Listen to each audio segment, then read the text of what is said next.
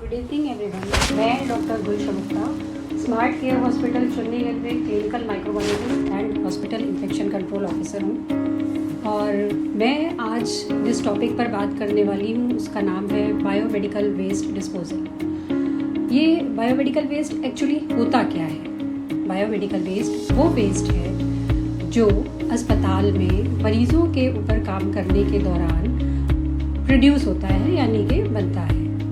ये कई प्रकार का होता है और इसको सेग्रीगेट करना होता है, यानी अलग अलग हिस्सों में बांटना होता है। ये एक बहुत इम्पॉर्टेंट टॉपिक है जो हमारे नर्सिंग स्टाफ और हमारे क्लीनिंग स्टाफ के लिए जानना बहुत आवश्यक होता है, बहुत ज़रूरी होता है और हॉस्पिटल के लिए बहुत इम्पॉर्टेंट भी है, जिससे हॉस्पिटल में जो मरीज़ आते हैं, इन्फेक्टेड होते हैं, उनका इन्फेक्शन दूसरे लोगों तक ना जाए, वहीं पर ख़त्म हो जाए।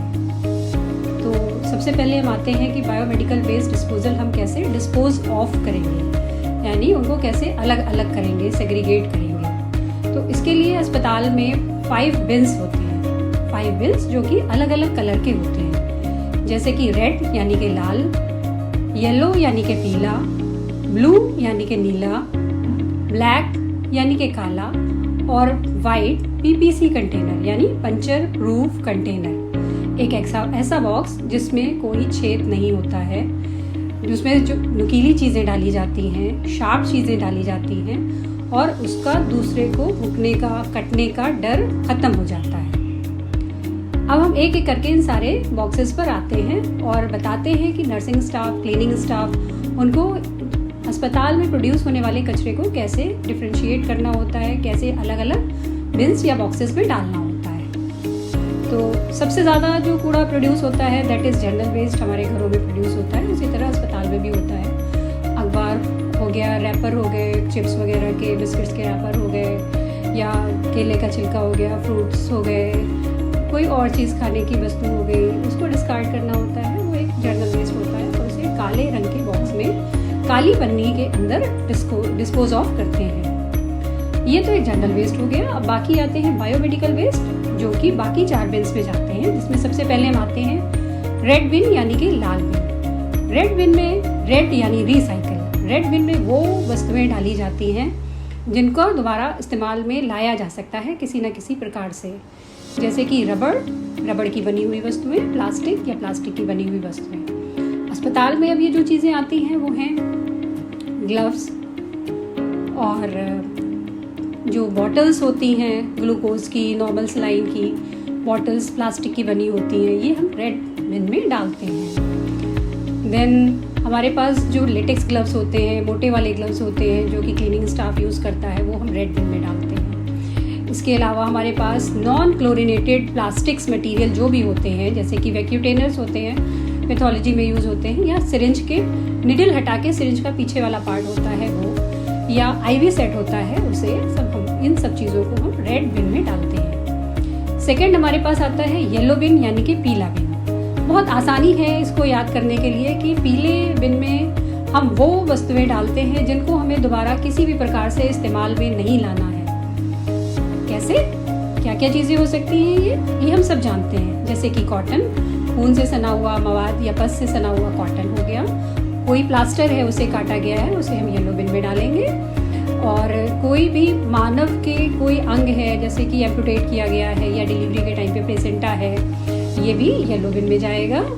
और पुरानी या एक्सपायर्ड दवाएं जो होती हैं वो येलो बिन में जाएंगी। साइटोटॉक्सिक मेडिसिन या कीमोथेरेपी यानी कैंसर की थेरेपी के लिए दी जाने वाली दवाएं वो येलो बिन में जाएंगी।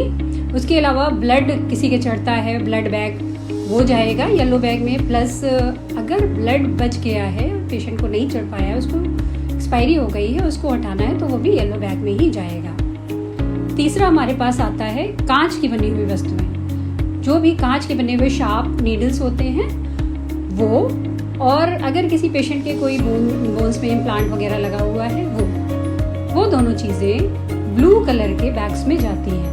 इसके लिए ब्लू बैग्स भी हो सकते हैं और ब्लू कलर का कार्डबोर्ड कंटेनर भी हो सकता है, जिससे कि कांच का किसी दूसरे को लगने का खतरा ख़त्म हो जाता है। और जैसे कि मैंने अभी बताया था कि puncture proof container last container होता है, वाइट कलर का कंटेनर होता है, और इसमें जो हम चीज़ें डालते हैं वो चीज़ें होती हैं जो किसी के बुकने का डर होता है, किसी से कटने का डर होता है, जैसे कि नीडल्स हो गई, और टाँके लगने में जो नीडल यूज़ होती हैं वो कर्व नीडल होती हैं, सेमिलुनर नीडल होती हैं, वो सारी नीडल्स हो गई। सेकंड थिंग होती है कि स्कैल्पल ब्लेड्स हो गए, शार्प ब्लेड्स हो गए, और जो किसी को प्लेन ब्लेड्स जो हैं अगर किसी वजह से हॉस्पिटल में यूज़ हो रहे हैं वो हो गए।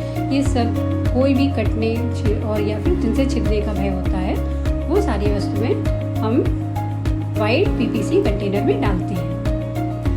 अब दूसरी बात आती है कि हम ऐसा क्यों करते हैं, क्या फ़ायदा है कि हम बायोमेडिकल वेस्ट को अलग अलग सेग्रीगेट या अलग अलग हिस्सों में बांट देते हैं।